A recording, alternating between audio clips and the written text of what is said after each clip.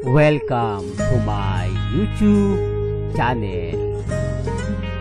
Kung bago ka lang sa channel na to at true-blooded Aldab Nation ka, tama po ang channel na pinuntahan mo. Kaya considering na po kitang bagong subscriber.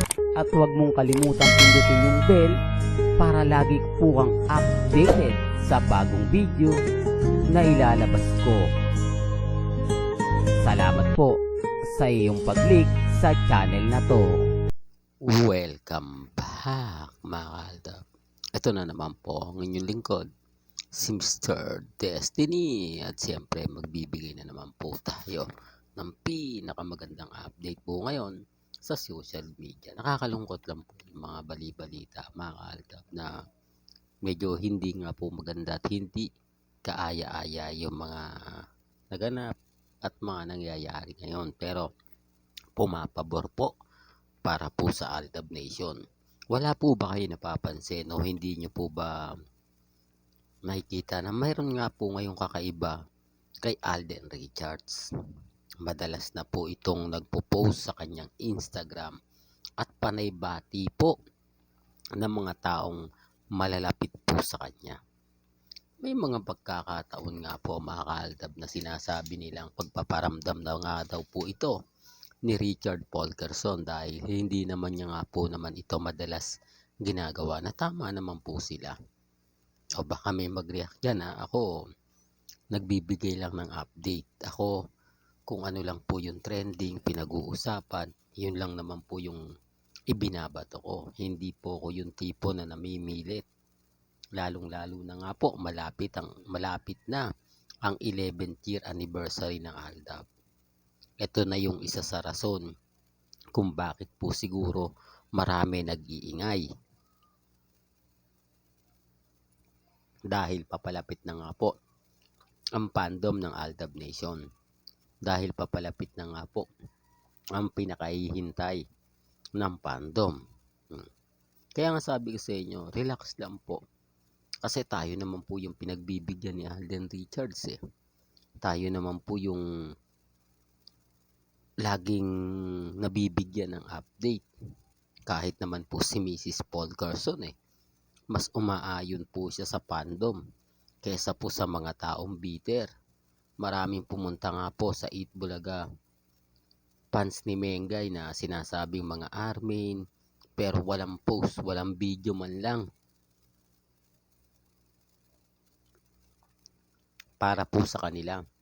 Yung tipong nanood ka lang ng Eat Bulaga tapos wala lang, nagpa-picture kayo, nag-banding ng mga fans, pero pansin nyo, ramdam nyo po ba na parang may mali? Yan yung pagkakaiba kapag ka Aldab Nation ang pumunta sa set ng Eat Bulaga. Hindi po ba? Alam ko maraming magre-react dyan. Alam ko maraming magsasabi ng ganito ganyan. Pero okay lang. Hindi naman po natin sinasabi na hindi maganda yung mga nagaganap dyan.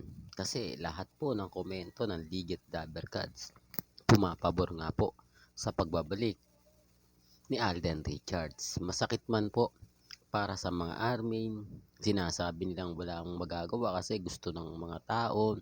Hindi po gusto ng mga tao, kundi gusto rin po ng management na umangat at tumaas ang ratings.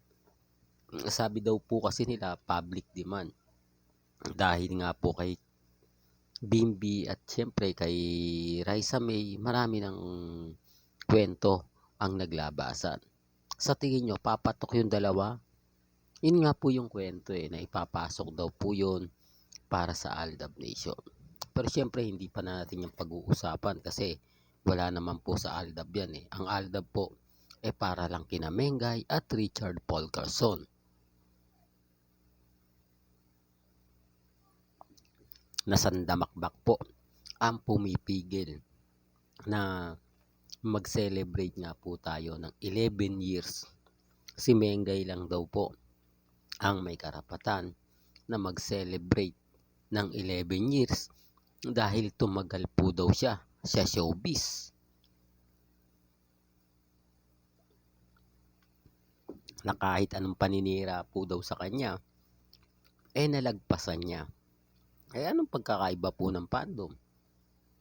O di po ba? Na kahit napakaraming pananakot, pangiinsulto, mga kulto, di po ba? Kung tawagin kami, talagang makikita at maririnig mo. Di po ba? Sinasabi ko ito, mga kaaldab, sa mga taong nag-aabang, sa mga taong inis na inis, sa mga taong galit na galit. Pero okay lang. Kasi darating naman po yung point na lahat ng mga sinabi nila sa akin, lalong-lalo na po sa Aldab Nation, sa mga mamis, sa mga tita, sa mga senyor, babalik din po sa kanila yan. Yung pagbabalik niya ng matindi. Po ba? Doon nila mapapatunayan na sila po yung mali at tayo po yung tama. Kasi lagi po nilang pinagpipilitang sila yung tama. Tayo yung mali. Tayo lang daw po ang nagpapaasa. Tayo lang daw po ang gumagawa ng mga issue na para sa Aldab na wala naman. Kaya nga sabi ko sa inyo, 11 years anniversary ni Mengay. Bakit walang paramdam si Congressman Arjo, si Ibiang, at ang pamilya niya? Di po ba? Wala. Samantalang sina Alden at si Mengay, nasan nga po ba sila? May mga bagay-bagay na nagpo-post si Alden sa Instagram para nga po masabi na siya'y busy. Hindi natin alam kung sino nga po ba yung kasama dyan ni Alden Richards. Di po ba? Hindi, real talk to, mga kaaldab. Kaya nga po sabi ko sa inyo, mag-imbestiga kayo, magtanong-tanong kayo.